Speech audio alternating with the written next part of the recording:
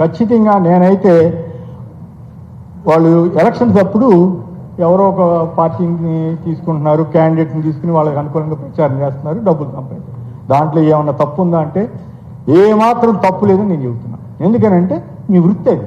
మీరు ఇప్పుడు ప్రధాన మీడియాలో, ప్రధాన పత్రికల్లో పెయిడ్ ఆర్టికల్స్ రాస్తుంటే ఎవరన్నా అడుగుతున్నారా?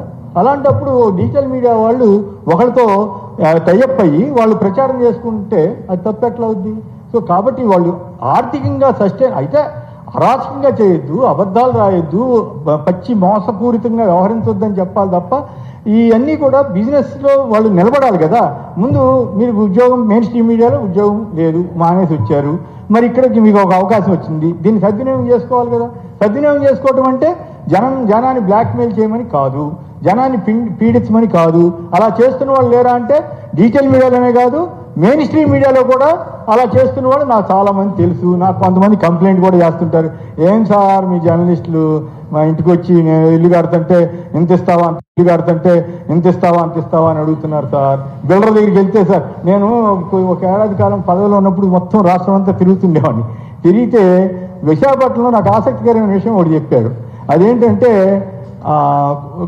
కొన్ని చిన్న పత్రికల వాళ్ళు కానీ కొందరు పెద్ద పత్రికల వాళ్ళు కానీ వీళ్ళంతా ఒక టైఅప్ అయ్యి ఎవరు పడితే వాళ్ళకి ఐడి కార్డులు ఇస్తారట. వాళ్ళు చివరికి తోపుడు బళ్ళాలకు కూడా ఇస్తారట.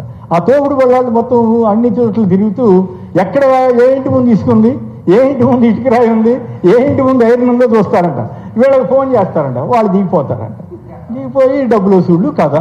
మరి ఇప్పుడు వాళ్ళు దిగిపోతారంట, దిగిపోయి డబ్బులు వసూళ్ళు కదా. మరి ఇప్పుడు ఎవరిని తప్పట్టాలి? మనం కేవలం ఈ డిజిటల్ మీడియా వాళ్ళనే తప్పట్టాలా, మెయిన్ స్ట్రీమ్ మీడియా వాళ్ళని తప్పట్టాలా అంటే ఏం చెబుతాం? కాబట్టి ఇవన్నీ జనరల్గా మాట్లాడుతున్నాను. నేను ఏ రాజకీయ పార్టీని ఉద్దేశించి కానీ ఇంకోళ్ళ గురించి కానీ నేను మాట్లాడలేదు. అయితే రేవంత్ రెడ్డి గారు చెప్పిన వాటిలో చెంప చెళ్ళు అనిపించింది అనేటువంటిది ఆయనలో ఏదో ఆత్మన్యూనతా భావం ఉందేమో అని నాకు అనిపించింది. అది అట్లాంటి పదాలు ఆయన వాడు ఉండాల్సింది కాదు. అలాగే కాలు మీద కాలేసి కూర్చుంటారు, ఈ గొడవ ఎంత ఏందండి? నువ్వు జబ్బదలుతుందో చెప్పండి. ఎవరో మిత్రుడు ఒక విశ్లేషణ చేశాడు, మరి ఢిల్లీలో కాలు మీద కాలేసి కూర్చుంటున్నారు కదా, మరి మీరు వాళ్ళని ఎందుకు చేయలేదనిపించిందని ఎవరో మిత్రులు అది రాశారు. సరే, తర్వాత ఇంకో ప్రశ్న వేశాడు ఒక డిజిటల్ మిత్రుడు ఎవరో, సరేనయ్యా మేము కూర్చున్నాం అన్నారు, మాకు అసలు రావడానికి అవకాశం ఉండదు, మీ దగ్గర కూర్చునే వాళ్ళంతా పెద్ద పెద్ద పోటీగాళ్ళు కదా, సీనియర్ రిపోర్టర్లో ఇంకోళ్ళు కదా, మరి వాళ్ళు కూర్చున్నప్పుడు వాళ్ళని కదా నువ్వు కొట్టాల్సింది అని కొందరు ప్రశ్నించారు. సో ఇటువంటివన్నీ వస్తాయి. ఆయన దురదృష్టవశాత్తు కొన్ని అనవసరమైన మాటలు తూలి అనవసరంగా అప్రతిష్ట తెచ్చుకుంటున్నారేమో. బట్ ఆయన ఏమి పూర్తిగా మీడియాకి వ్యతిరేకం నేను అనుకోవటం లేదు.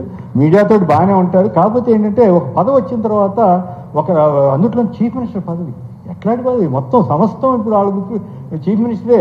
అదే ఇంకో కాంగ్రెస్ పార్టీ అయినప్పటికీ కూడా చీఫ్ మినిస్టర్గా ఒక హోదా ఉంటుంది కదా. ఎంత గ్రూపులు వ్యవహారాలు ఉన్నప్పటికీ కూడా ఇప్పుడున్న పరిస్థితిలో చిన్న రాష్ట్రంలో ఆ పదవికి ఉన్న పవర్ అట్లా ఉంటుంది. కాబట్టి ముఖ్యమంత్రిని ప్రసన్నం చేసుకోవడానికి ఆఫీసర్లు, పోలీసులు అందరూ పోటీ పడుతుంటారు. సో వాళ్ళు ఆయన్ని చేయడం కోసం జర్నలిస్టుల మీద కూడా పడుతుంటారు. కాబట్టి వీటన్నింటినీ దృష్టిలో ఉంచుకుని సాధ్యమైనంత వరకు సమతుల్యంగా మనం పనిచేస్తూ వాళ్ళ స్టేట్మెంట్ ద్వారా అబాస్ పాలు అవుతున్నారు. కాబట్టి మనం కూడా మన ధోరణి ద్వారా అబాస్ పాలు కాకుండా, అప్రదిష్ట పాలు కాకుండా వాస్తవాలు చెప్పడానికి ధైర్యంగా చెప్పగలిగితేనే మంచిది.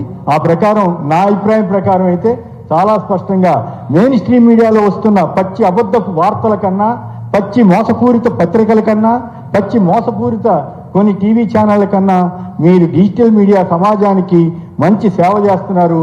అది ఖచ్చితంగా అది ఆదర్శనీయం. దాన్ని అట్లాగే కంటిన్యూ చేయాలని నేను కోరుకుంటూ